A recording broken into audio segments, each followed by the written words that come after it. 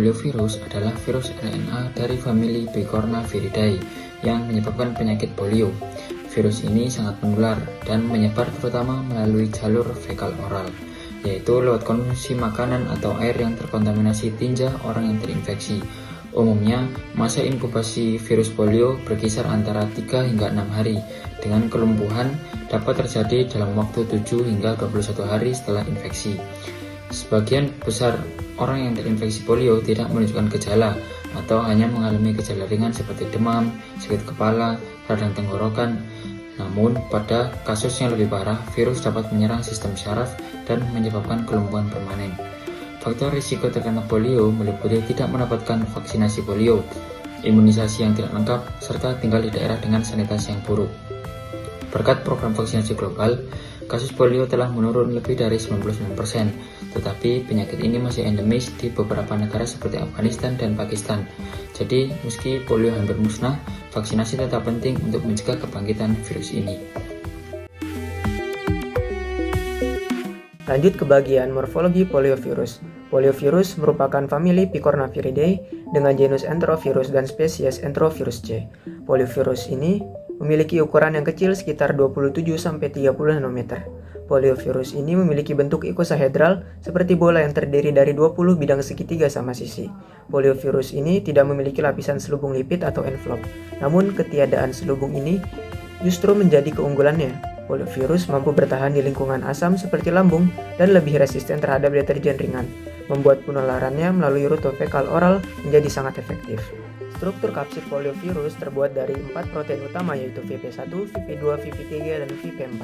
VP1, VP2, dan VP3 terletak di permukaan luar kapsid yang bertugas menjaga kestabilan struktur sekaligus berinteraksi dengan sel target.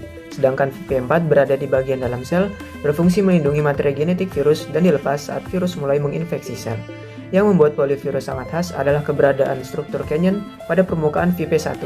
Canyon ini adalah lekukan sempit dan dalam yang menjadi tempat pengikatan virus terhadap reseptor spesifik manusia yaitu CD155. Melalui pengikatan di canyon ini, poliovirus mampu menempel erat pada sel inang dan membuka jalur masuk untuk materi genetiknya. Di dalam kapsid, tersembunyi genom poliovirus berupa RNA rantai tunggal positif. RNA ini tidak dibawa ke inti sel, melainkan langsung berfungsi sebagai mRNA di sitoplasma yang menginstruksikan sel untuk membuat protein-protein virus baru.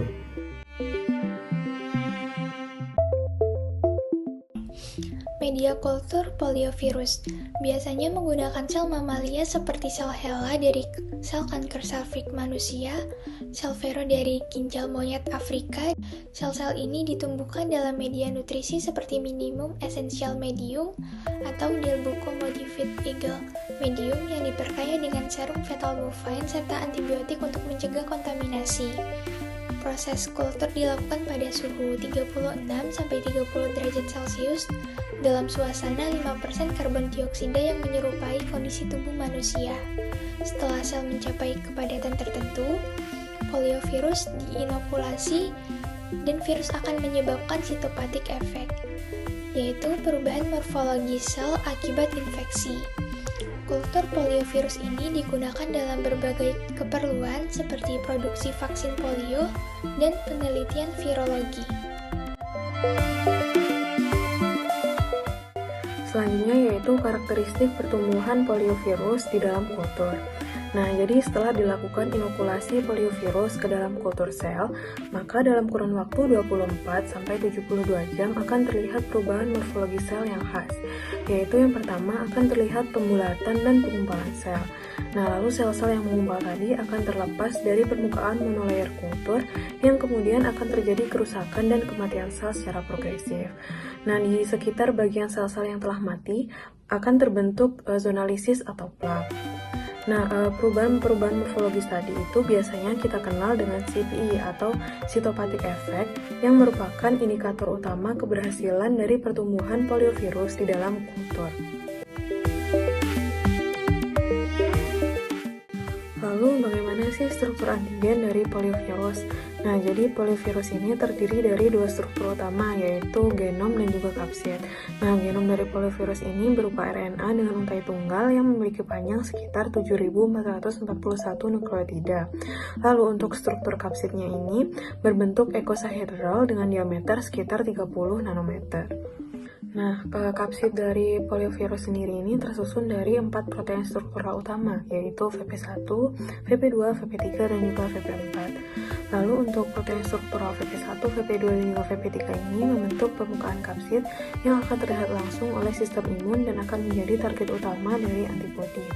Lalu untuk protein struktural VP4 sendiri ini terletak di bagian dalam kapsid yang berfungsi untuk menstabilkan struktur kapsid itu sendiri dan juga akan berperan dalam pelepasan RNA ke dalam sel inang. Lalu adanya variasi struktur pada protein kapsid VP1, VP2, dan juga VP3 dapat menyebabkan perbedaan antigenetik antar serotipe dari poliovirus. Patogenesis poliovirus. Pada tahap awal infeksi, poliovirus bisa masuk melalui fekal oral seperti makanan atau air yang terkontaminasi, lalu menginfeksi sel epitel di mukosa usus dan sel faring. Di dalam gastrointestinal, poliovirus bereplikasi di jaringan limfoid seperti tonsil dan Peyer's patch. Setelah bereplikasi, virus masuk melalui aliran darah atau viremia dan menginfeksi jaringan sekunder.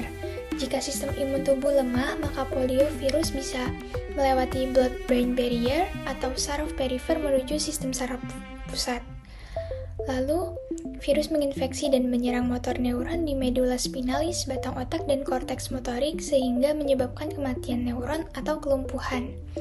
Secara klinis, infeksi poliovirus dapat bervariasi dari asimptomatik, poliomyelitis abortif dengan gejala ringan seperti demam, malaise, dan sakit tenggorokan, poliomyelitis non-paralitik dengan manifestasi meningitis aseptik, hingga poliomyelitis paralitik yang menyebabkan kelumpuhan permanen. Penyakit polio atau yang biasa disebut juga dengan poliomyelitis adalah penyakit yang disebabkan oleh poliovirus. Berdasarkan gejala dan tingkat keparahan yang dialami, penyakit polio bisa dibagi menjadi 3 tipe, yaitu polio non-paralitik, polio paralitik, dan juga sindrom pasca polio. Tipe yang pertama adalah polio non-paralitik. Jadi penyakit polio non-paralitik itu biasa juga disebut dengan polio abortif atau polio yang tidak menyebabkan kelumpuhan. Namun polio ini bisa menyebabkan gangguan penyakit ringan seperti flu yang menyerupai penyakit virus lainnya. Umumnya penderitanya itu akan merasakan gejalanya dalam kurun waktu 7-10 hari. Setelah itu biasanya gejala akan hilang dengan sendirinya. Gejala dari polio non-paralitik ini meliputi demam, sakit tenggorokan, mudah lelah, sakit kepala, atau nyeri punggung. Yang kedua adalah penyakit polio paralitik. Jadi polio paralitik adalah penyakit yang bisa menyebabkan kelumpuhan pada sumsum tulang belakang.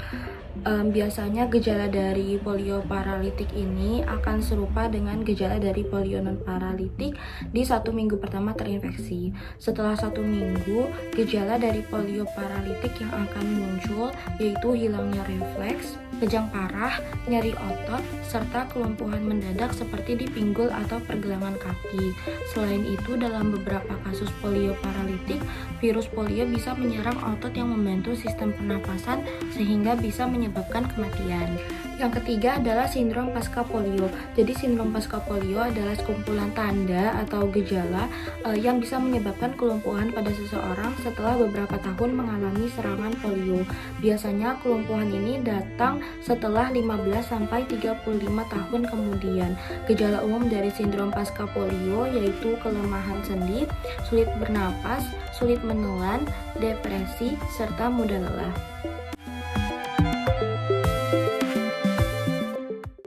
Diagnosis laboratorium poliovirus dapat dilakukan dengan beberapa metode utama. Yang pertama adalah recovery of virus.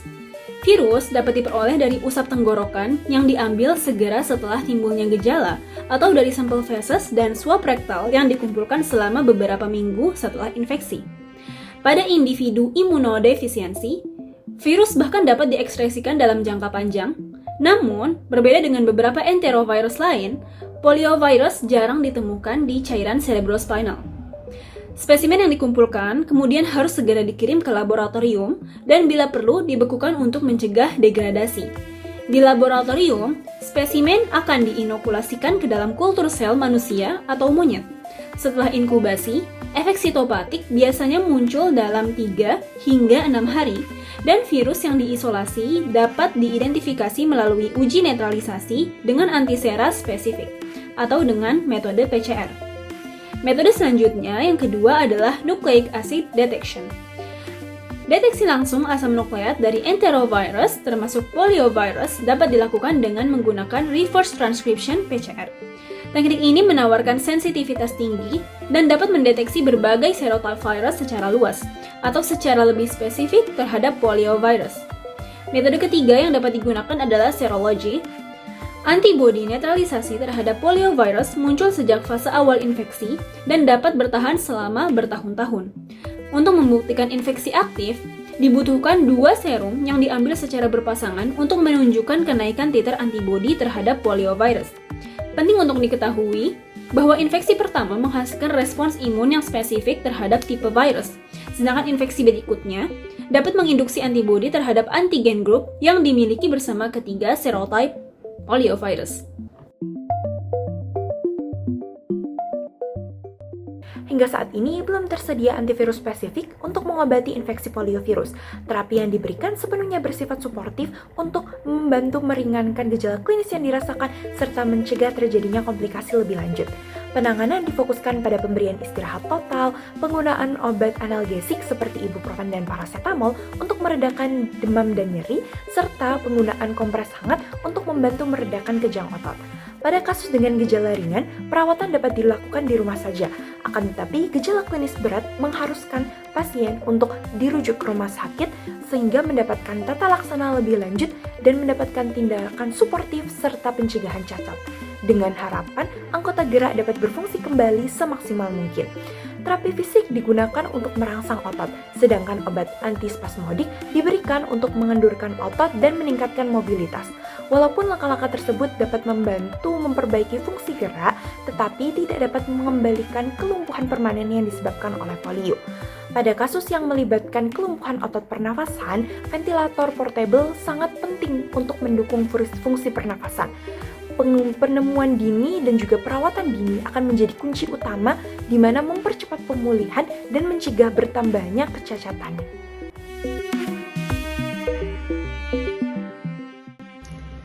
Pencegahan utama infeksi poliovirus adalah melalui vaksinasi. Terdapat 2 jenis vaksin, yaitu vaksin polio oral atau OPV dan vaksin polio inaktivasi atau IPV. OPV diberikan lewat tetesan di mulut, sedangkan IPV dengan cara disuntikan. Keduanya sangat efektif membentuk kekebalan individu dan menciptakan kekebalan kelompok. Vaksinasi rutin harus dimulai sejak bayi, sesuai dengan jadwal imunisasi nasional. Booster tambahan juga diperlukan untuk mempertahankan perlindungan. Selain vaksinasi, menjaga kebersihan sangat penting. Polio menyebar lewat jalur fekal oral, sehingga mencuci tangan dengan sabun setelah menggunakan toilet dan sebelum makan sangat efektif mencegah penularan. Mengonsumsi air bersih, makanan yang dimasak sempurna, serta memperbaiki sanitasi lingkungan juga berperan besar dalam mencegah polio. Dengan vaksinasi lengkap dan menjaga kebersihan, kita bisa melindungi diri dan orang lain dari infeksi poliovirus.